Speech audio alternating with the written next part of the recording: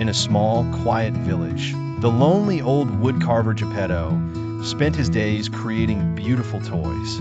His greatest creation was a puppet boy he named Pinocchio, carved from a special piece of enchanted oak. That night, he wished upon a star for a real sun. The blue fairy, touched by Geppetto's selfless love, descended in a shower of sparkles. She granted the puppet life, but not yet humanity. "Prove yourself brave, truthful, and unselfish," she said. "And one day, you should be a real boy." She appointed Jiminy Cricket as his conscience.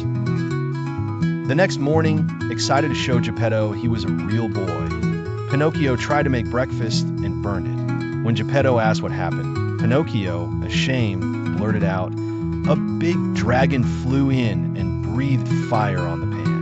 The moment the lie left his wooden lips, his nose twitched. With a sound like a growing tree branch, his nose extended 2 inches. Pinocchio gasped and tried to blame the cricket, making it grow another inch. The only thing that made it shrink was confessing. "I did it. I told a lie." Geppetto simply hugged him, teaching him his first lesson in forgiveness. On his way to school, Pinocchio was spotted by the cunning puppeteer, Stromboli. "A puppet that moves without strings," he exclaimed. He lured Pinocchio with promises of fame and candy, convincing him that school could wait. Geppetto said I could. Pinocchio lied, and his nose shot out, becoming a handy prop for Stromboli's comedy act. Stromboli, seeing the magical nose, locked Pinocchio in a birdcage to keep him as a permanent attraction. Pinocchio's lies had made him a prisoner. Jiminy Cricket scolded him, but it was too late. The blue fairy appeared outside his cage. "Why didn't you go to school?" she asked. Panicked and embarrassed, Pinocchio spun a wild tale about being kidnapped by monsters. With every new fictional detail, a giant with 3 heads, a fire-breathing horse. His nose grew longer, weaving through the bars of the cage until he was trapped by his own falsehood. The blue fairy looked sad.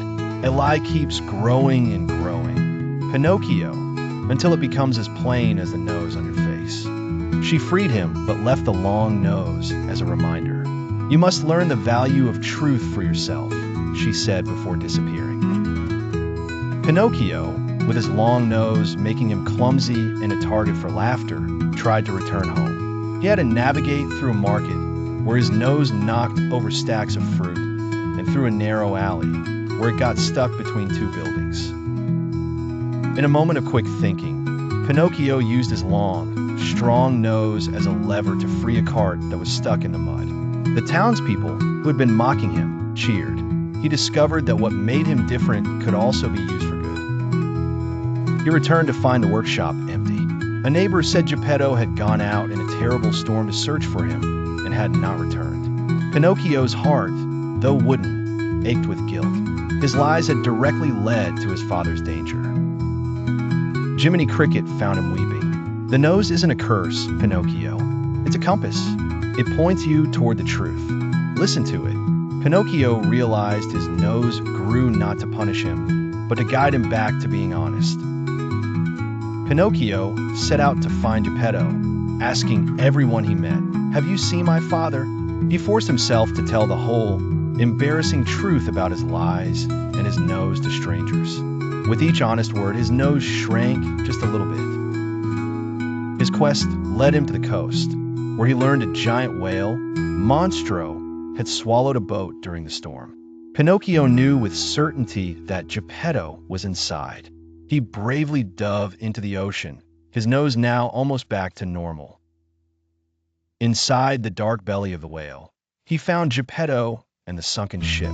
They had a joyful, tearful reunion.